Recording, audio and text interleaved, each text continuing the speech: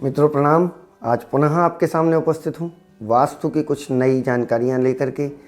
मेरे प्रयास रहते हैं कि मैं आपको वास्तु से जुड़ी कुछ जानकारियाँ देता रहूँ जिससे आपका कल्याण हो सके। वास्तु अगर आपके घर का बैलेंस है तो आपके जीवन में समस्याएं नहीं आती, मुझे ऐसा लगता है।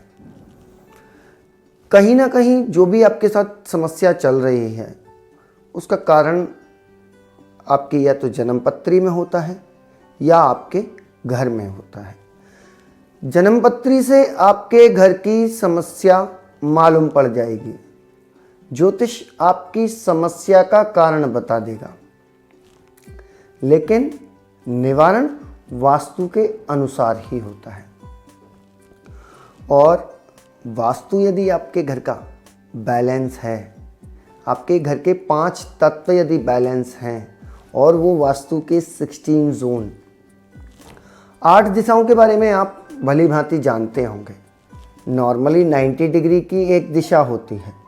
90 डिग्री को जब हम आधे भाग में बांट लेते हैं तो 45 डिग्री पर हमें 8 दिशाएं प्राप्त हो जाती हैं। 90 डिग्री की हम 4 दिशाएं करेंगे तभी 360 डिग्री होता है। 360 डिग्री एक सर्कल बन जाता है, क्योंकि हमारा ब्रह्मांड गोल है इसलिए हम इसको 360 डिग्री लेते हैं। तो 90 डिग्री की जब हमने 4 दिशाएं निकाली, फिर उनके 2 भाग किए, तो 45 डिग्री की हमें एक दिशा मिली, जिसको कि हम ईशान, वायव्य, नैऋत्य और आग्नेय, ये इस प्रकार 8 दिशाएं हो जाती हैं। अब इसी की जब हम 45 डिग्री को 2 भागों में बांट देते हैं तो 22.5 डिग्री की हमें 16 दिशाएं प्राप्त हो जाती हैं। अब ये 16 दिशाओं का अपना अपना कार्य है प्रत्येक दिशा में। अब कार्य कैसे निश्चित हुआ है? कार्य वास्तुशास्त्र के अनुसार जिस दिशा को जिस प्रकार के देवता प्राप्त हुए हैं, वास्तु के अंदर 45 देवताओं का जिक्र है। वो 45 देवता कौन कौन से हैं? ब्रह्मा, भूधर, अर्यमा, विवस्वान, मित्र। ये सेंटर में 5 देवता आते हैं। सेंटर में उत्तर की तरफ भूधर, दक्षिण की तरफ विवस्वान और पूर्व की तरफ अर्यमा, पश्चिम की तरफ मित्र। इससे आगे की रिंग देखेंगे, ईशान में, नॉर्थ ईस्ट में आप और आपवत्स। आग्नेय में देखेंगे सविता और सावित्र। उत्तर पश्चिम यानी कि नॉर्थ वेस्ट में देखेंगे रुद्र और राज्यक्षमा। फिर हम दक्षिण पश्चिम में यानी कि नैऋत्य दिशा में देखते हैं तो इंद्र और जय। उसके पश्चात आगे की रिंग शुरू होती है जिसको कि एंट्रेंस के देवता भी कहते हैं लोग। शिखी, पर्जन ईशान से शुरू हुए, नॉर्थ ईस्ट से शुरू हुए। E1 का जो एरिया है वह शिखी का है। E2 का एरिया पर्जन्य का है। E3 का एरिया जयंत का है। E4 का एरिया महेंद्र का है। E5 का एरिया सूर्य का है। E6 का एरिया सत्य का है। E7 का एरिया बृहस्पति का है और E8 का एरिया अंतरिक्ष या आकाश भी कहते हैं। फिर दक्षिण की ओर आ जाते हैं। दक्षिण की ओर अग्नि, पूषा, वितहत, ग्रहक्षत, यम, गंधर्व, भृंगराज, मृग, पितृ। पितृ से हमारी पश्चिम दिशा प्रारंभ हो जाती है, यानी कि दक्षिण पश्चिम का क्षेत्र आ जाता है।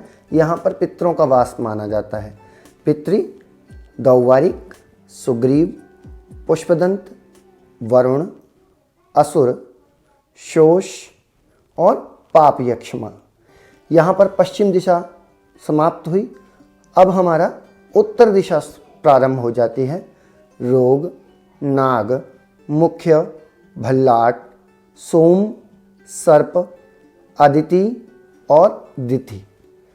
इस प्रकार ये उत्तर दिशा के देवता हो जाते हैं। अब इन देवताओं का ही सारा खेल है। ये 16 दिशाएं जो प्राप्त हुई हैं, प्रत्येक दिशा को 2-2 देवता प्राप्त हुए हैं और उन देवताओं की ही क्वालिटी, उन देवताओं का ही कार्य उस दिशा से देखा जाता है। जैसे यदि बात करें शिखी की, तो शिखी ब्रह्मज्ञानी बनाता है और विचार देता है, आपको आइडिया देता है।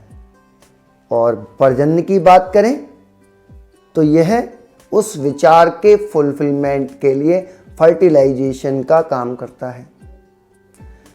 तो शिखी और पर्जन्य इसीलिए नॉर्थ ईस्ट का एरिया जो है उसको क्लैरिटी ऑफ माइंड कहा है, मेडिटेशन का एरिया कहा है। पुनः आपके सामने उपस्थित होऊंगा कुछ इसी प्रकार की जानकारियां लेकर के। आगे के वीडियोस में आप देवताओं के बारे में जान पाएंगे और देवताओं को कैसे बैलेंस किया जा सकता है उसके बारे में जान पाएंगे। देवताओं के भोग क्या हैं, देवताओं की को बलि दी जाती है तो वो बलि किस प्रकार दे सकते हैं, हम अपने घर में किस प्रकार दे सकते हैं। ऐसी ही कुछ जानकारियां लेकर के आपके सामने उपस्थित होता रहूँगा। यदि आप अपने घर का वास्तु कराना चाहते हैं तो संपर्क कर सकते हैं। यदि आप वास्तु सीखना चाहते हैं तो हमारे यहाँ से वास्तु सीख भी सकते हैं। जय श्री कृष्ण मित्रों, प्रेम प्रणाम, पुनः मिलेंगे।